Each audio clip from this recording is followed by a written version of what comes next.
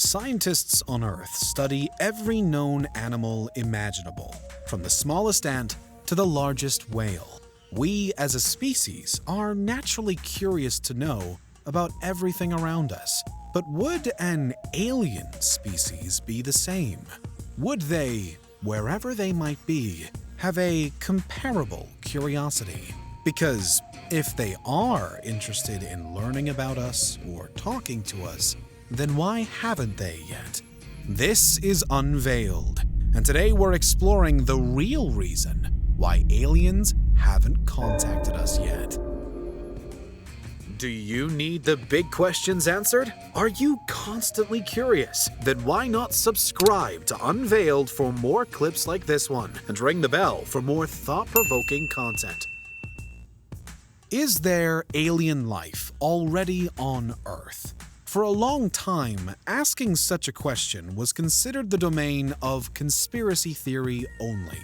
Aliens have been talked about for thousands of years, even seemingly appearing in ancient cave paintings at some points around the world. There are countless legends, too, passed down for generations, such as that of the Rohilla people in India, small alien beings piloting mysterious UFOs who allegedly abducted local villagers. But they've rarely been taken seriously. It wasn't until recently that many skeptics and scientists began to be persuaded that UFO sightings are all too often real, credible, and certainly mysterious. There are now hundreds of inexplicable UFO sightings on record, coming from seemingly reliable sources like the world's militaries. The vehicles that are spoken about apparently and blatantly ignore the laws of physics and are considered impossible by current technological standards. They're often capable of accelerating at tremendous speeds, instantly zigzagging in the sky and flying without any visible propulsion system.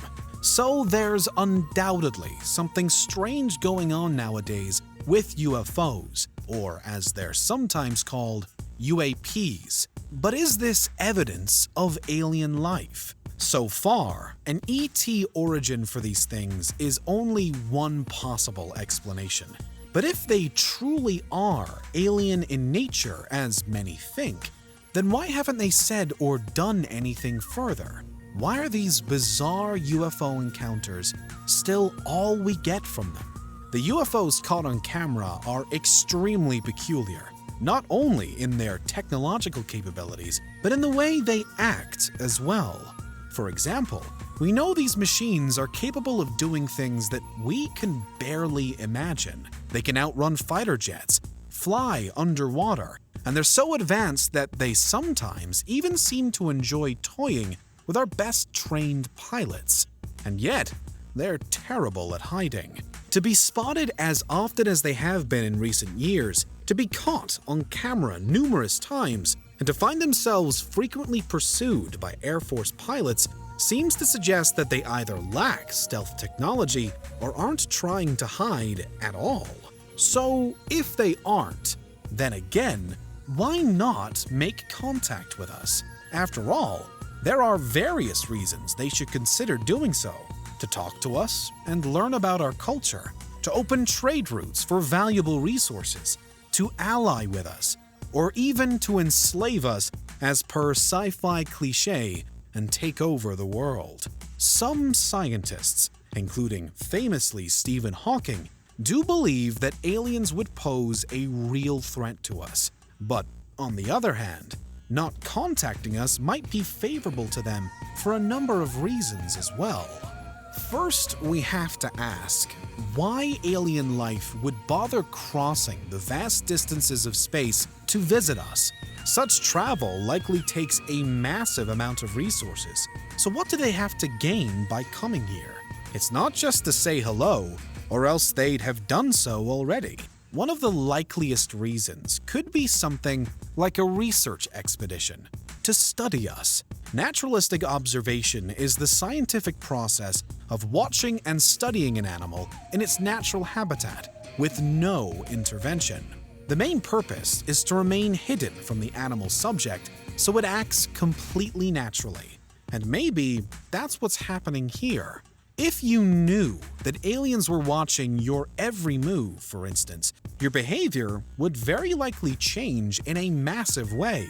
Observing a life form in its own setting allows for scientists, or in this case, hypothetical aliens, to witness how that being really functions and to see authentic behaviors or actions that wouldn't be reproduced in a lab setting. Put more sinisterly, if an alien's purpose were to gather as much information as possible on how we act and who we truly are as a species, then their best bet is to do so by spying on us. Announcing their presence might scare us, cause panic, or cause us to try to fight back against them, similar to how spooking an animal in the field can cause it to flee or else attack. Whether it's to study peacefully or spy not so peacefully, however, any watching alien race hidden in the shadows would also need test subjects to examine up close, and apparently, there have been a lot of these. Thousands of people worldwide claim to have not only seen a UFO, but to have been abducted by UFO pilots and experimented on. Many claim that aliens took samples of their sperm or eggs, studied their bodies, and/or placed a chip inside them. And again, this is something that regular human scientists would likely do on Earth if they discovered a new species. It's an optimal strategy, and one that requires no further direct contact between us and them. They can both observe us naturally to understand how we behave, and also examine our anatomy with a few human test subjects. Both methods translate our lives into easily readable data, no further communication necessary. However, there's another explanation for the strange behavior of UFOs and the absence of further contact by them. It could be that the opposite is true, that they are actively trying to contact us, but we just aren't able to realize it. This might sound far-fetched at first, but it's actually something that a lot of scientists think could happen, or could be happening. For one, it's thought that if any aliens did find evidence of us living on Earth, they would send machine probes to our planet first to check it out. There'd be no reason to risk biological lives journeying through space without first scouting ahead, much as we ourselves would never attempt to travel to a planet that hadn't first been thoroughly but remotely examined. So it figures that all those UFOs and UAP we see might not actually have life forms in them. No further alien reveal has ever unfolded because they're simply not capable of showing themselves in any greater detail. What if all UFOs are actually probes, then, attempting to make longer-lasting contact with us, but so far, failing?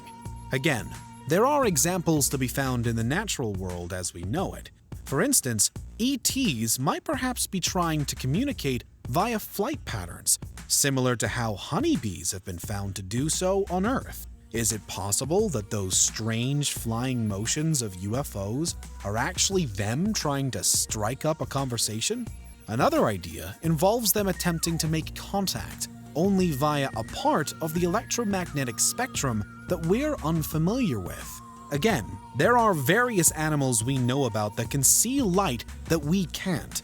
So could those animals actually be more informed about an alien presence than we currently are? It sounds like a stretch, but could also be possible. It's one way that humans might not even recognize it were an alien species ever trying to talk with us.